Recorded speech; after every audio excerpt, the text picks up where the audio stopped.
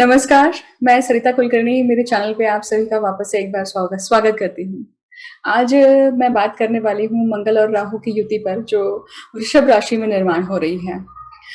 मंगल जो है अभी तक फिलहाल मेष राशि में चल रहे थे और अब वो 22 फरवरी को वृषभ राशि में प्रवेश कर चुके हैं।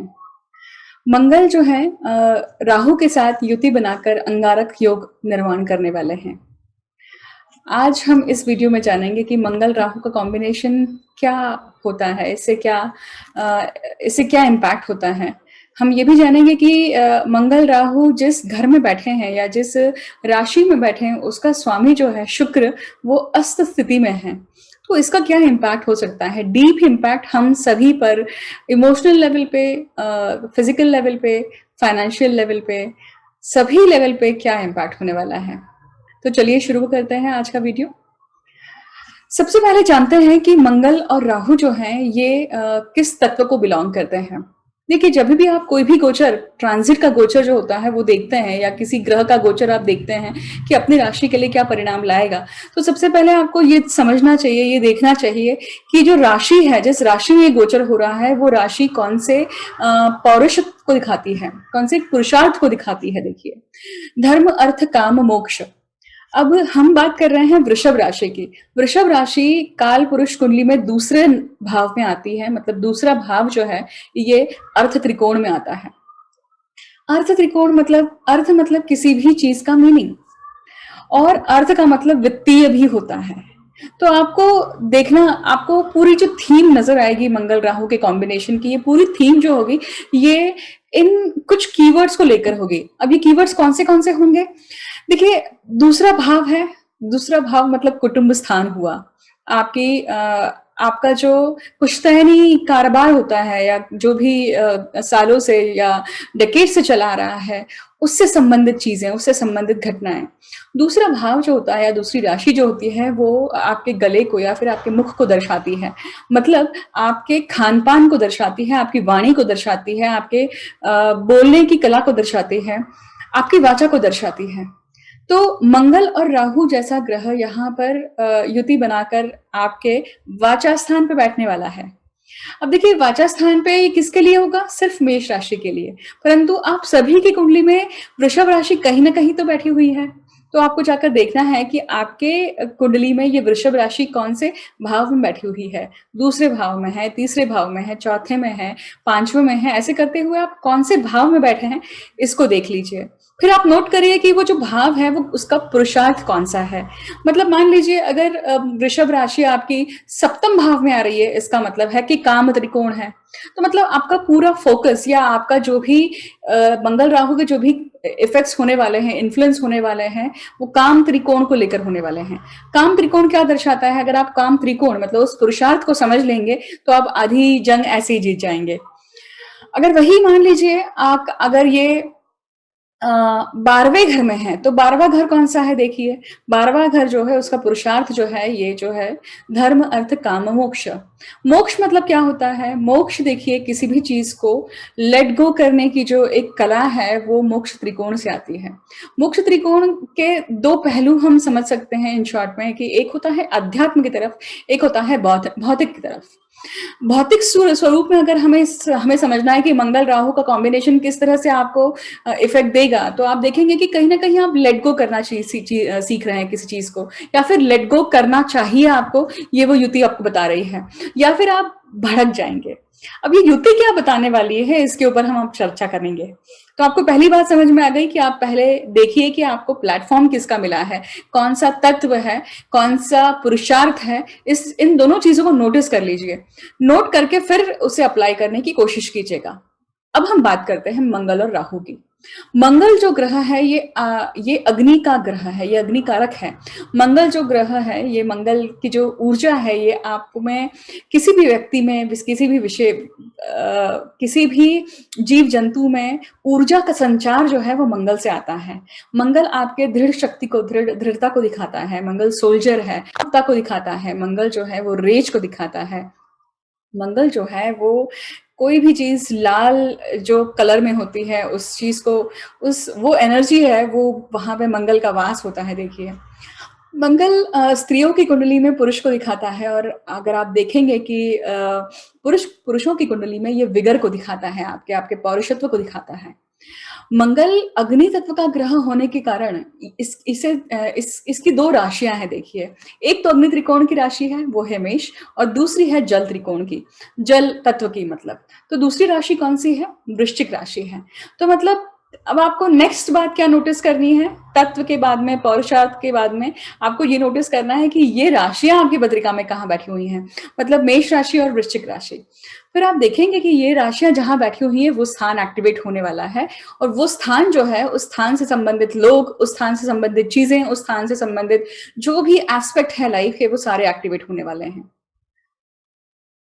अब आपको ये भी ध्यान रखना चाहिए कि मंगल और राहु जो हैं, इसका कॉम्बिनेशन बना है। राहु को जो राशि दी गई है, ऐसे तो राहु जो है ये शैडो प्लैनेट है, छाया ग्रह हैं, इन्हें कोई भी राशि दी नहीं जाती है। परंतु एक्वेरियस जो है, कुंभ राशि जो है, ये राहु की को राशि या इनको को लॉर्ड बताया गया है इसका।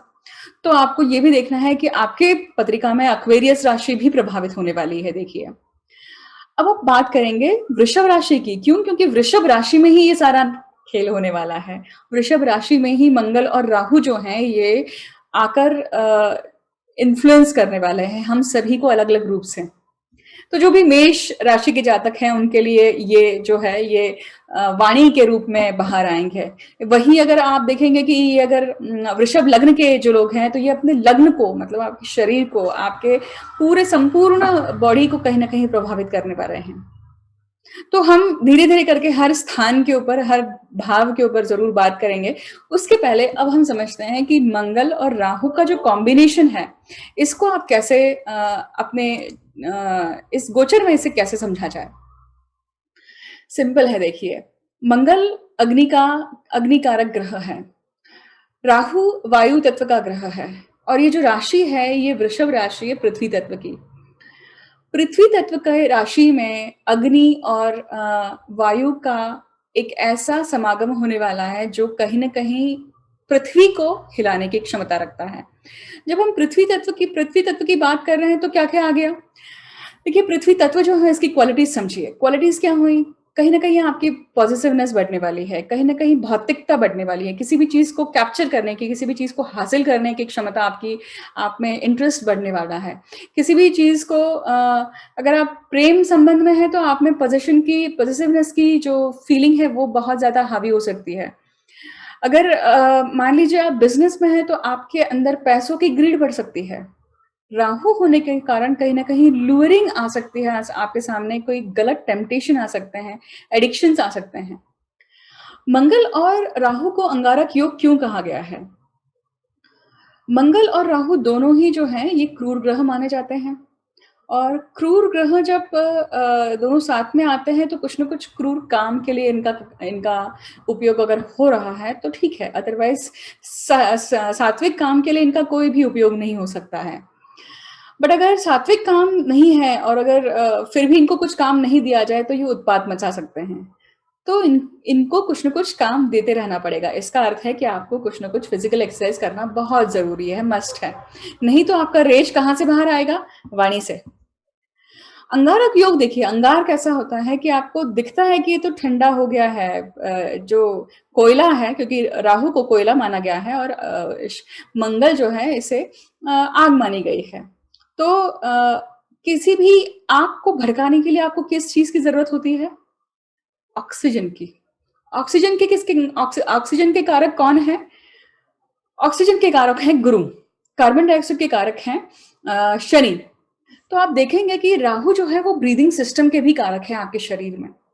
तो जब राहु और मंगल का कॉम्बिनेशन नेटल चार्ट में किसी के पत्रिका में है तो इनकी ब्रीदिंग बहुत फास्ट होती है, ये फास्ट चलना पसंद करते हैं, ये इनके आवाज में, इनके एक्शंस में बहुत रेज होता है, कुछ ना कुछ कर गुजरने की क्षमता होती है, अग्रेशन रहता है एक।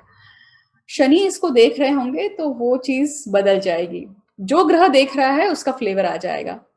परंतु आपको ये नोटिस करना पड़ेगा, अगर कोई भी ग्रह ऐसे नहीं देख रहा है, कोई प्रभावित नहीं कर रहा है, तो ये अपने आप में खुलकर बाहर आएंगे, इनकी एनर्जी जो है खुलकर बाहर आती है।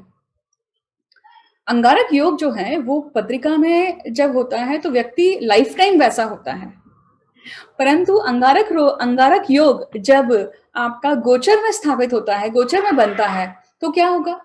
गोचर में कुछ समय के लिए, कुछ हफ्तों के लिए, अब जैसे ये 22 फरवरी से लेकर 14 अप्रैल तक मंगल जो है वो वृषभ राशि में रहने वाले हैं। तो राहु की तो वैसे भी वृषभ राशि जो है वो फेवरेट है, इनको अच्छी लगती है। इस ऊर्जा में ये बड़े अच्छे से काम करते हैं, राहु जो हैं। और मंगल जो है ये तुला राशि और वृषभ राशि के स्वामी शुक्र के घर में बैठे हुए हैं। शुक्र के साथ में भी मंगल का जो कॉम्बिनेशन है ये बहुत अच्छा होता है। क्यों? क्योंकि ये कहीं न कहीं आप में चार्म और आप में एक एक मैग्नेटिक ऊर्जा बनाकर रखता है। तो जब किसी का शुक्र और मंगल साथ में होता है, इसके ऊपर मैंने वीडियो ऑलरेडी बनाया हुआ है, आप चेकआउट कर सकते हैं चैनल पे जाके। और क्योंकि यहाँ पे हम इस फ्लेवर की क्यों बात कर रहे हैं, क्योंकि मंगल राहु शुक्र के घर में बैठे हुए और शुक्र जो है वो कहाँ जाके बैठे हुए हैं, कुंभ राशि में बैठे हुए हैं। कुंभ राशि का स्वामी कौन है? शनि है। शनि और शुक्र में दोस्ती है, परंतु शनि और शुक्र एक साथ आपस को देख रहे होंगे तो फिर ठीक बात नहीं है। ये जब दूसरे तीसरे चौथे होते हैं तो अच्छा है, परंतु अगर समसप्तक होंगे तो ये ठीक नहीं है। हालांकि शुक्र और शनि बहुत अच्छे मित्र हैं, परंतु समसप्तक नहीं होना चाहिए, क्योंकि शनि की दृष्टि जो है ये कमतरता लाती है, कमी लाती है, और शुक्र की चीजों में कमी आ जाएगी अगर शनि देखेंगे तो। अब आप देखिए कि शुक्र जो है वो किस किस के साथ में बैठे हुए हैं। शुक्र जो है वो देखिए वो बैठे हुए हैं सूर्य के साथ में, क्योंकि सूर्य के साथ में होने के कारण शुक्र अस्त अवस्था में हो जाते हैं।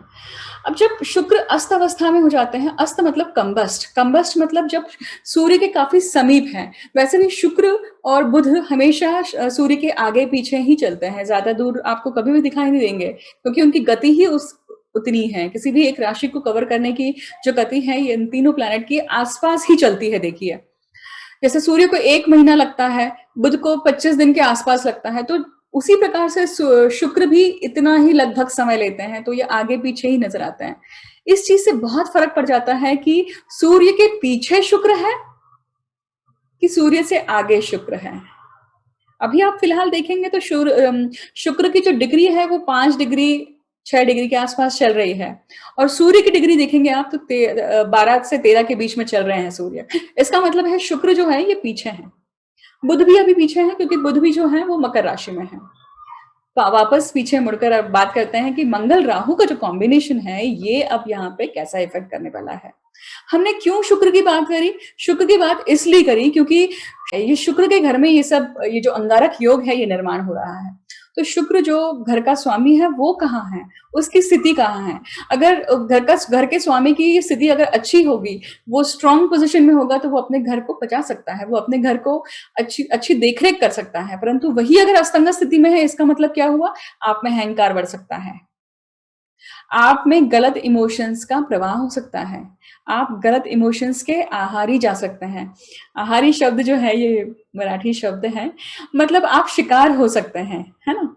तो कहीं न कहीं आपको ध्यान रखना पड़ेगा कि आप अपना इमोशनल चेकअप हमेशा अपने मन में इंट्रोस्पेक्शन ज़रूर करते रहिए। वो बहुत ज़रूरी है इस पूरे टाइम पीरियड में। अब देखिए और इसका फ्लेवर समझते हैं मंगल राहु के लिए। मंगल राहु जो है ये कहीं न कहीं दर्शाते हैं कि जब अंगारक योग निर्माण होता है तो ये दाहकता और इसमें जो एक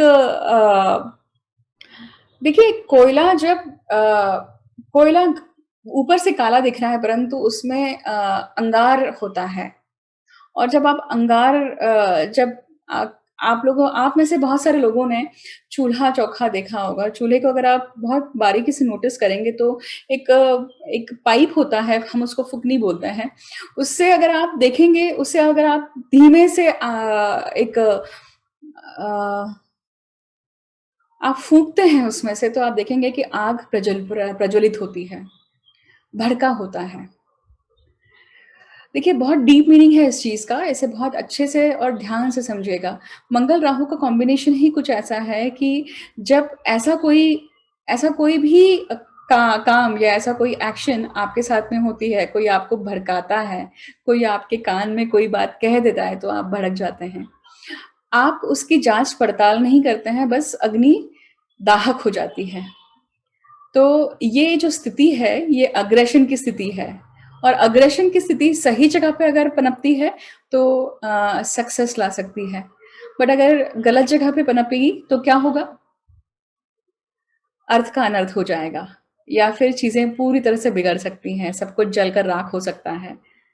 और एक बार अग्नि अपना मुख खोलती है तो रुकती नहीं है, क्योंकि आप देखेंगे कि अग्नि जो होती है, अग्नि तत्व जो है, ये सबसे प्योरेस्ट फॉर्म है। 5 जो एलिमेंट होते हैं, पंच महाभूत हैं, उसमें से सबसे ज़्यादा प्योरेस्ट फॉर्म जो है अग्नि का है।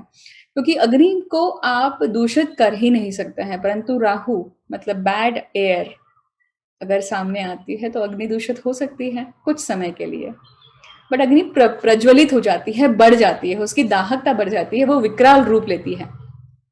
मतलब आपके सामने ऐसे कुछ ना कुछ वाक्य हो सकते हैं, आपके साथ में ऐसे कुछ वाक्य हो सकते हैं अगले आने वाले 2 महीनों में, जहाँ पे आपके मन का एग्रेशन या किसी चीज़ को लेकर, किसी बात को लेकर फ्रस्ट्रेशन ये बड़ा रूप ले सकती है। और ये बड़ा रूप किस माध्यम से बाहर निकल सकता है? आपकी वाणी के थ्रू बाहर निकल सकता है, आपके खान-पान के थ्रू बाहर निकल सकता है।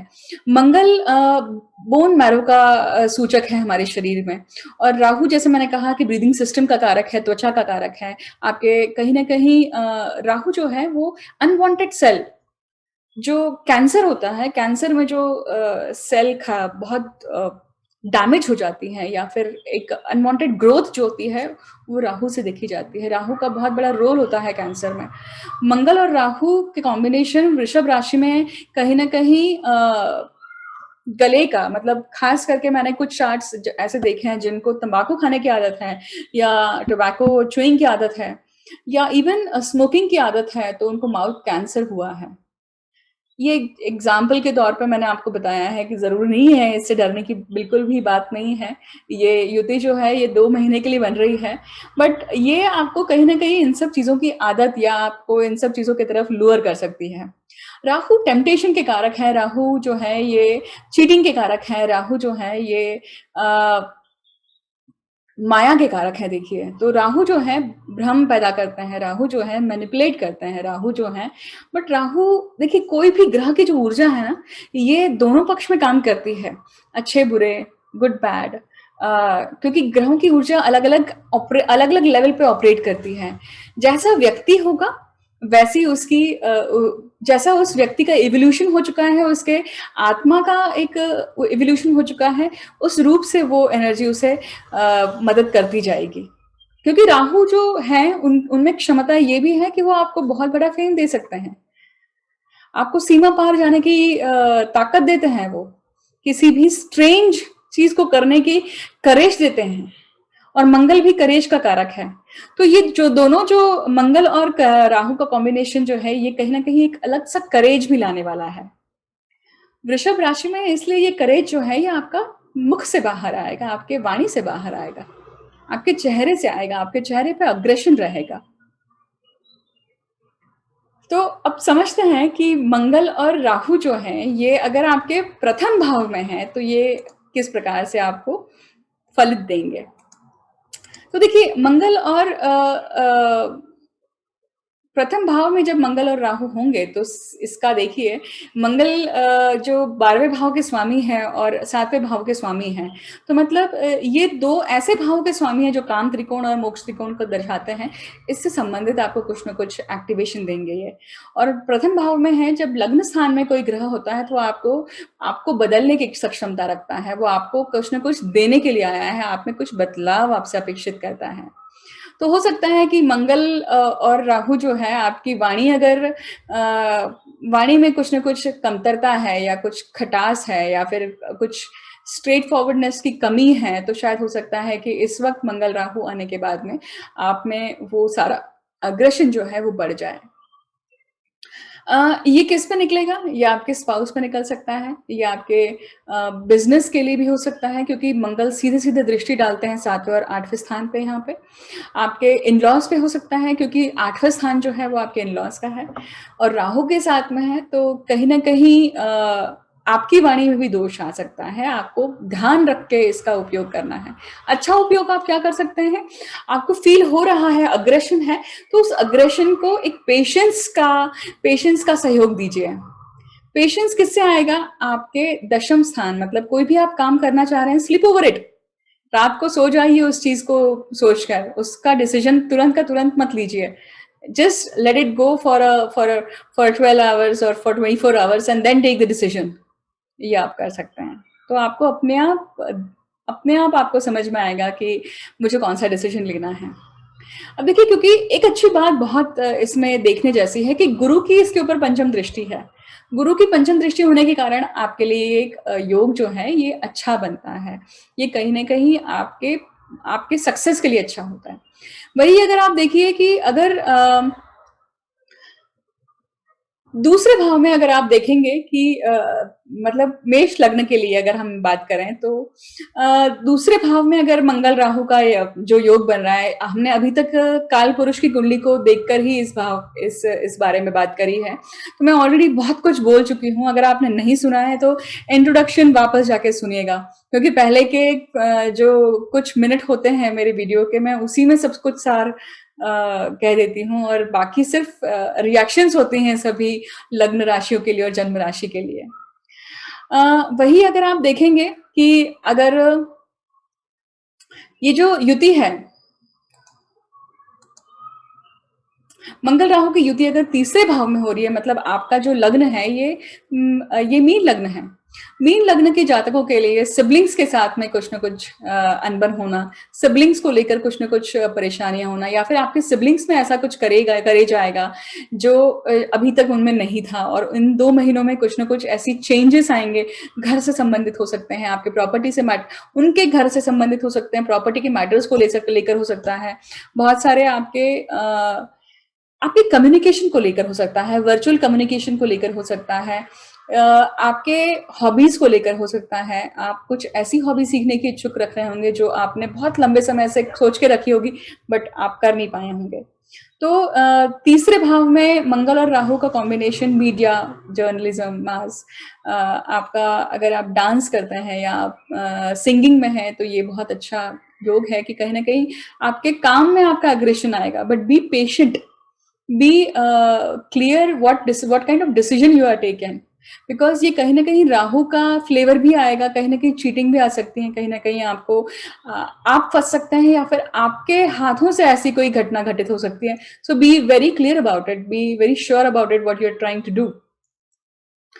बट अगर आप देखेंगे कि अगर यही युति चौथे भाव में हो रही है, तो देखिए चौथे भाव में मंगल राहु का कॉम्बिनेशन, राहु जब चौथे भाव में आते हैं तो वो सीधे सीधे आपके दशम स्थान को देख रहे हैं, चतुर्थ भाव को प्रभावित कर रहे हैं। मतलब राहु जो है ये धोखे के कारक भी है, तो जमीन जायदाद से संबंधित कुछ न कुछ दिक्कतें, या कुछ न कुछ धोखेबाजी, या फिर कुछ न कुछ प्रॉपर्टी से रिलेटेड कोई मैटर जहाँ पे हो सकता है कि आप कहीं फील कर रहे हैं कि आपके साथ नाइंसाफी हुई है, या क्योंकि मंगल जो है ये भौम कारक है, भूमि कारक है, और राहु के साथ में ये जो ये जब आती है तो ये प्रॉपर्टी का कुछ ना कुछ इश्यूज देते ही हैं।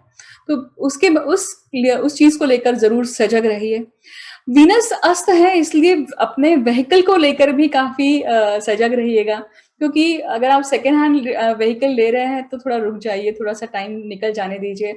जब शुक्र मीन राशि में प्रवेश करेंगे, मतलब उच्च के हो जाएंगे, उस टाइम पे लीजिए।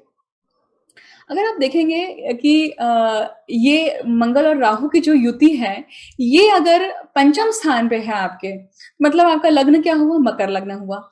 मकर लग्न से जब भी कोई भी ग्रह नवपंचम योग होता है, मतलब नवपंचम नौवे और पांचवें भाव में होता है, तो वो कहीं ना कहीं आप में एक डेस्टिनी पैटर्न डेवलप कर रहा है। कुछ ना कुछ ऐसी चीजें एक्टिवेट होने वाली हैं जो डेस्टाइंड है। क्या डेस्टाइंड है वो जरूर मुझे अपने इस वीडियो के कमेंट सेक्शन में जरूर मेंशन कीजिएगा। इन 2 महीनों में क्या अनुभव आते हैं, आप जानते हैं कि प्रोबेबिलिटीज क्या हो सकती हैं। तो जो लोग मकर लग्न के जातक, जो लोग कंसेप्शन के लिए ट्राई कर रहे हैं, जो लोग ट्राई कर रहे हैं कि कंसीव करना चाहते हैं, उनके लिए ये चीज एक अच्छा योग बन सकता है। राहु, हालांकि देखा ऐसा भी कहा जाता है कि राहु जो है वो एबॉर्शन का कारक है। कभी कभी ऐसी गलतियां हो जाती हैं कि एक्सीडेंटल प्रेगनेंसीज हो जाती हैं, एक्सीडेंटली आप गर्भ धारण करते हैं और फिर उसे हटा देते हैं। तो बचिए उस चीज से, वो मत होने दीजिएगा। और पंचम भाव देखिए संतान का भाव है। संतान जो है मंगल और राहु जब कॉम्बिनेशन आता है वहां पर, तो संतान में या आपके बच्चों में अग्रेशन बढ़ जाता है। वैसे भी कोरोना का टाइम पीरियड चल रहा है, बच्चे घर पे रहकर काफी बोर हो चुके हैं, तो उनकी एनर्जी को, उनकी हाइपर एक्टिवनेस को आपको चैनलाइज करना बहुत जरूरी है। अब now it's time to plan for them, क्योंकि अगर आप उनके लिए कुछ डे केयर का या फिर एक्टिविटी सेंटर या कुछ ना कुछ अगर प्लानिंग नहीं करेंगे, तो आपके लिए ये चीज बहुत दुखदाई हो सकती है। क्यों? क्योंकि बच्चे आपको ड्रेन आउट करेंगे यहाँ पर। वही आप देखेंगे कि पंचम स्थान जो है ये पूर्व पुण्य का भी है। मंगल और राहु जो है ये दो पाप ग्रह है। पंचम स्थान आपकी हॉबीज का भी है, आपके स्किल्स का है, तो आप कुछ ना कुछ ऐसे स्किल्स डेवलप करने में लगे होंगे, क्योंकि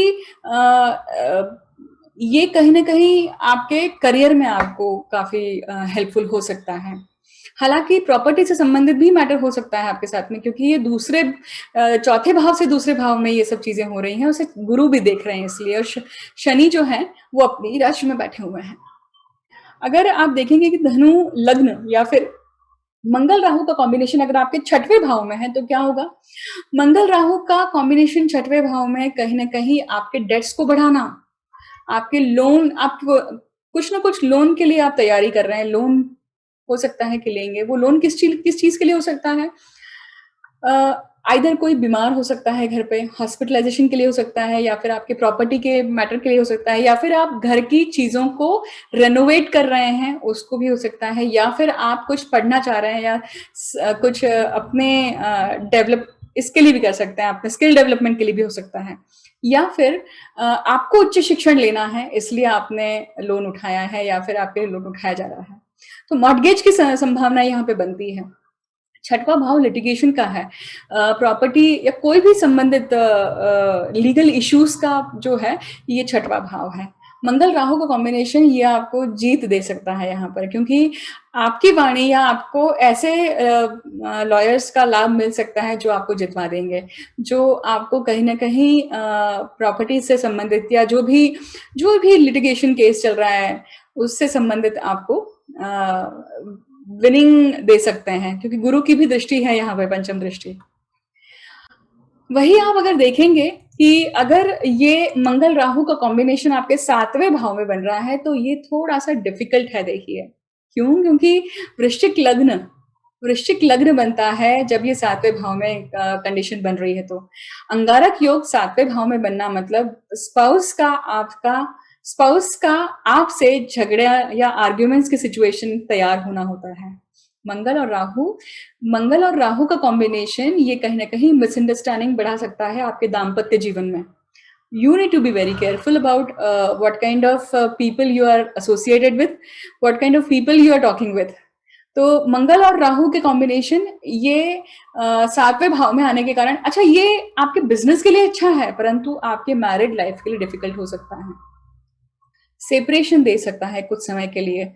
परंतु यहाँ पे गुरु की दृष्टि है इसलिए इसमें बहुत ज्यादा हानि होगी ऐसा नहीं लगता है। देखिए ठीक है, आगे बढ़ते हैं। अगर आप देखेंगे कि यही कॉम्बिनेशन आपके आठवें भाव में है, मतलब कौन सा लग्न हुआ? तुला लग्न हुआ। तो तुला लग्न में अगर तुला लग्न है अगर आपका, और ये कॉम्बिनेशन आपके आठवें भाव में बन रहा है, आठवां भाव किस चीज का है?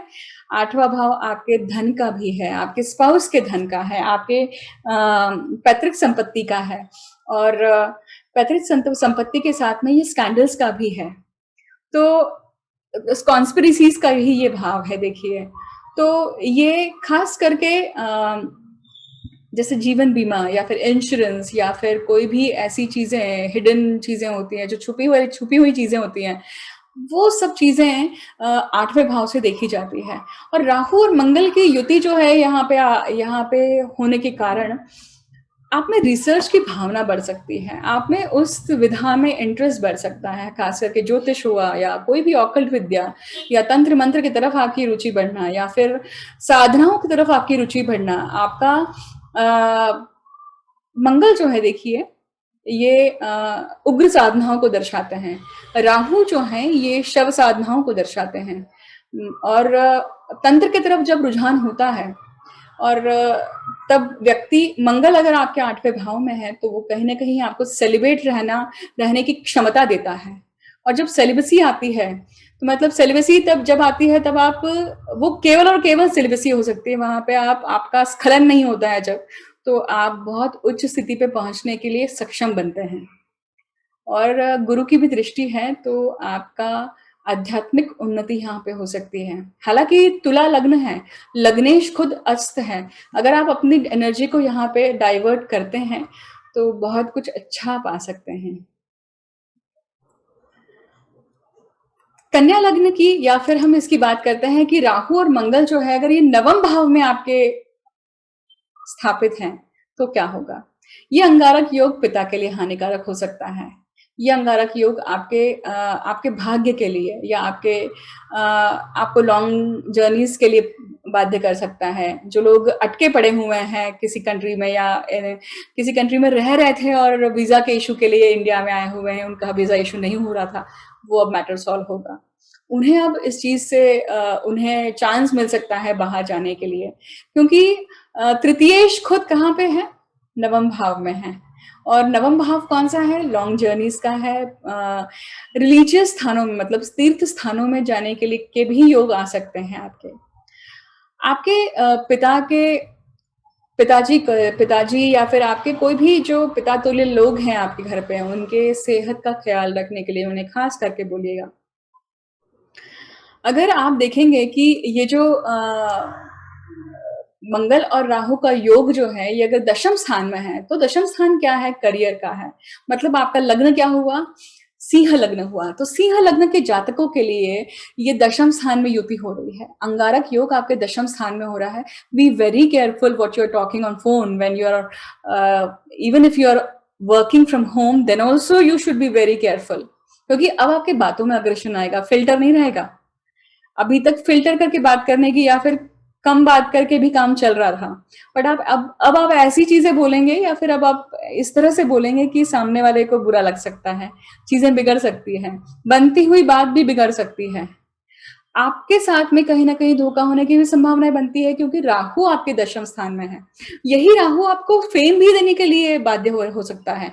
यही राहु आपको फेम भी दे सकता है, आपको काफी सीमा पार या मतलब स्ट्रेंज चीजें भी आपके आपके झोली में डाल सकता है, बशर्ते आपकी दशाएं कौन सी चल रही है। यही रंग मंगल राहु आपकी पत्रिका में क्या कर रहे हैं, ये भी आपको ध्यान रखना चाहिए। अगर यही मंगल राहु 11वें भाव में है तो मतलब कर्क लग्न हुआ। कर्क लग्न के लिए आप देखेंगे कि मंगल जो है ये दशम स्थान के और पंचम स्थान के हैं। B very careful about romantic relationship, क्योंकि ये एक समय है अगर जब आप में रोमांटिज्म का इन सब चीजों की चीजें और ज्यादा आपका रुझान ज्यादा बढ़ सकता है। इधर रुझान इस तरफ बढ़ सकता है या फिर आप कंप्लीटली फोकस हो जाएंगे अपने करियर को ऊपर उठाने के लिए। And I think I would recommend you to go in that side because that will take you further next step in your career. So अपनी एनर्जी को इस तरह डाइवर्ट कीजिए कि अगर आप अपने काम की तरफ अग्रेशन लाते हैं तो वहां पे सक्सेस जितनी आपने सोची है उससे परे जाकर मिलने की संभावनाएं बनती है, क्योंकि राहु बाधक स्थान में होने के बाद भी ये उपचय स्थान में है। मंगल भी वहां पर है, खुद लाभ स्थान में जाके बैठा है, तो वो लाभ करवा सकता है, एग्जैजरेशन भी हो सकता है, क्योंकि राहु क्या करते हैं, मैग्नीफाई भी करते हैं चीजों को। तो ये एक अच्छा योग है एक्चुअली। परंतु देखिए बाधक स्थान, बाधकेश खुद अस्त है। बाधकेश कौन हुआ, शुक्र हुआ। अस्त है कहाँ है, ये अभी फिलहाल 8वें स्थान में चल रहा है। सो आपके सेक्सुअल रिलेशनशिप, आपकी खुद की इन सब चीजों के प्रति इंटरेस्ट बढ़ जाएगा। Be very careful about your energy investment, where you are investing it, emotionally where you are invested. आपको ये चीज भी देखनी चाहिए, क्योंकि कहीं ना कहीं आपके 8वें स्थान में सूर्य शुक्र का योग जो बना हुआ है ना, जिनकी कुंभ राशि होगी उन्हें कहीं ना कहीं डिप्रेशन भी फील हो रहा होगा। सो बी अवेयर अबाउट इट। ऐसा कुछ खाइए जिससे एंटी डिप्रेसेंट हो, या कुछ ना कुछ अपने आप को इस तरह से अपने आप को एक एंगेज रखिए जिसके कारण आपको डिप्रेशन या डिटैचमेंट वाली फीलिंग नेगेटिव रूप से ना आए। So this is the main theme for कर्क लग्न, या फिर आप ये कह सकते हैं कि मंगल और राहु 11वें भाव में स्थित है तो ये इस तरह के परिणाम आ सकते हैं। अब रही अंतिम भाव की बात करते हैं। अंतिम भाव की अगर बात करें तो मिथुन लग्न की बात करते हैं। मिथुन लग्न के लिए आप देखेंगे राहु मंगल जो है, इनका योग जो है ये 12वें भाव में हो रहा है। तो सिर्फ ये अंतिम भाव की बात जो बची हुई है, आप समझिए कि राहु और मंगल जब अंतिम मतलब 12वें भाव में होते हैं तो ये आपको फॉरेन रेसिडेंस दे सकते हैं, फॉरेन में आपको प्रॉपर्टी मिलवा कर दे सकते हैं। अभी आपके जीवन में डेफिनेटली कहीं ना कहीं असमंजस स्थितियां चल रही होंगी, कहीं ना कहीं आप पूरी तरह से एक बॉक्डअप स्थिति में भी चल रहे होंगे, क्योंकि पिछला जो टाइम पीरियड गुजरा हुआ 3-4 महीने, वो आपको पूरी तरह से काया पलट वाली चीजें हुई होंगी आपके जीवन में।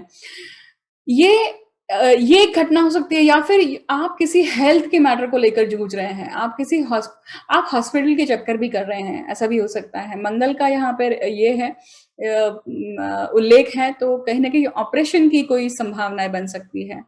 देखिए, हर व्यक्ति के साथ में अलग अलग प्रकार के यही कॉम्बिनेशन, मिथुन लग्न की अगर एग्जाम्पल लेकर बात करें तो अलग अलग कॉम्बिनेशन अलग अलग रूप लेकर आ सकते हैं।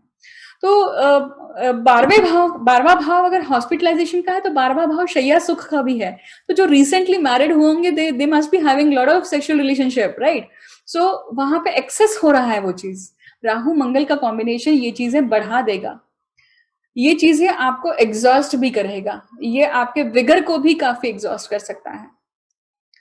क्योंकि मंगल आपके पत्रिका में कौन है? 6वें भाव का स्वामी है और 11वें भाव का स्वामी है, और यही कारण हो सकता है आपके आर्ग्यूमेंट्स का, यही कारण हो सकता है आपके झगड़े का भी। कहीं ना कहीं कोई भी चीज का अतिरेक अच्छा नहीं होता है, कोई भी चीज का कोई भी चीज की कमतरता भी अच्छी नहीं होती है।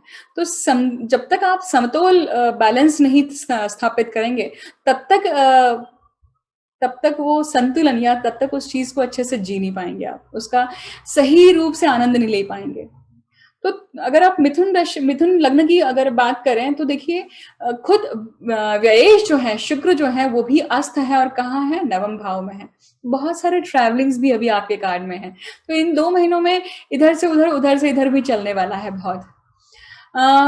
काम को लेकर आप चिंतित रह सकते हैं, आप अपने स्पाउस को लेकर भी चिंतित रह सकते हैं, आप अपने सिबलिंग्स को लेकर भी चिंतित रह सकते हैं, आप अपने लाभ को लेकर भी चिंतित रह सकते हैं, क्योंकि कहीं ना कहीं पैसा अटका हुआ है अभी, कहीं ना कहीं खर्चा बढ़ा हुआ है अभी, कहीं ना कहीं आप शॉपिंग कर रहे हैं बहुत, क्योंकि 12वां घर क्या है? शॉपिंग का है।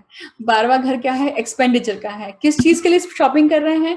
मंगल कौन है आपकी पत्रिका में? देखिए, 6वें भाव का स्वामी है और लाभ भाव का स्वामी है। तो लाभ भाव क्या हुआ? स्पाउस एंड फैमिली हुई, मतलब अपने घर को सजाने के लिए, अपने स्पाउस के घर को सजाने के लिए, अपने घर को सजाने के लिए आप कहीं ना कहीं पैसा खर्च कर रहे हैं। तो इन सब चीजों की संभावनाएं बनती हैं, और गुरु वहां पे देखते हैं आपको पंचम दृष्टि से, तो ये कहीं ना कहीं अच्छा योग भी है, क्योंकि इसके जो मैलेफिक इफेक्ट्स हैं ये उतने नहीं आएंगे। क्यों? क्योंकि गुरु का पूरी दृष्टि है, पंचम दृष्टि है, इसलिए इस तरह से आप कोई भी प्लैनेटरी कॉम्बिनेशन आप समझ सकते हैं। देखिए, मैंने शुरुआत में क्या बताया था आपको देखना चाहिए कि जो राशि है उस राशि को नोट करिए। फिर मैंने कहा था कि राशि जो है उस राशि का पुरुषार्थ नोट करिए, क्योंकि वो वही पुरुषार्थ पूरे थीम रहती है उस पूरे गोचर की। कोई अगर धर्म त्रिकोण की राशि में गोचर या कंजंक्शन हो रहा है तो सब कुछ धर्म के ऊपर ही निर्भर करता है, धर्म से संबंधित ही। आपका धर्म आपका क्या कहता है, आपकी ड्यूटी आपको क्या कहती है, वो आपको करना चाहिए। कर्म त्रिकोण में हो रहा है तो कर्म कर, फल की अपेक्षा ना कर, इस तरह की थीम है। अगर अर्थ त्रिकोण की, जैसे ये जो गोचर है पूरा अर्थ त्रिकोण में हो रहा है, इसका मतलब है कि आपको अर्थ ढूंढने हैं, आपको अर्थ समझने हैं, बिटवीन द लाइंस रीड करने की आदत डालनी पड़ेगी, पहले ही सजग होकर चलना पड़ेगा। वही अगर आप मोक्ष त्रिकोण की बात करेंगे तो लेट गो करना सीखना पड़ेगा आपको चीजें छोड़ना सीखना पड़ेगा। सबसे ज्यादा डिफिकल्ट होता है जिस चीज को लेकर मोह होता है आपको, तो मोह से संबंधित जो चीजें होती है, जिस चीज का मोह हमें होता है, उस चीज से विभक्त होने का जो दुख होता है, या वो शायद अनुभव करना है, इसलिए गोचर भी आता है। इसलिए मोक्ष त्रिकोण का गोचर जब आता है तो वो आपको इस तरह की अनुभूतियाँ भी देता है। इन टोटलिटी आपको ये सारे पॉइंट्स नोट करने के बाद में देखिए ये भी नोट करना पड़ेगा कि आपकी दशाएँ कौन-सी चल रही हैं, अंतर्दशा कौन-सी चल रही हैं। ये जो गोचर है, इस गोचर का नक्षत्र कौन-सा है? जैसे राहु जो है रोहिणी नक्षत्र में गोचर कर रहे हैं और मंगल भी जब रोहिणी नक्षत्र है, रोहिणी नक्षत्र चंद्रमा का फेवरेट नक्षत्र है। मैं कोशिश करने वाली हूँ कि अगला जो वीडियो है वो राहु का नक्षत्र गोचर ही लेकर आऊँ आपके सामने ऐसे ही डिटेल में। तो उस गोचर का ज़रूर इंतज़ार करिए, उस वीडियो का ज़रूर इंतज़ार कीजिएगा। और मैं आप सभी को शुभकामनाएँ देती हूँ कि राहु और मंगल का ये जो अंगारक योग का जो गोचर बना हुआ है, ये आप सभी के जीवन में दाहकता लाए पर सही जगह पर लाए, है ना? मुझे अंत तक सुनने के लिए बहुत-बहुत धन्यवाद। जल्द ही आपसे मिलती हूँ। आप सभी के कमेंट्स का और आप सभी के क्वेश्चंस का मुझे इंतज़ार रहेगा। आप अपने प्रश्न पूछ सकते हैं, आप अपने अनुभव भी साझा कर सकते हैं वीडियो के कमेंट सेक्शन में। इन 2 महीनों में क्या-क्या इवेंट्स आपके साथ में होते हैं, वो ज़रूर मेंशन करिएगा। और मुझे अंत तक सुनने के लिए बहुत-बहुत धन्यवाद। जल्द ही मिलती हूँ आपसे।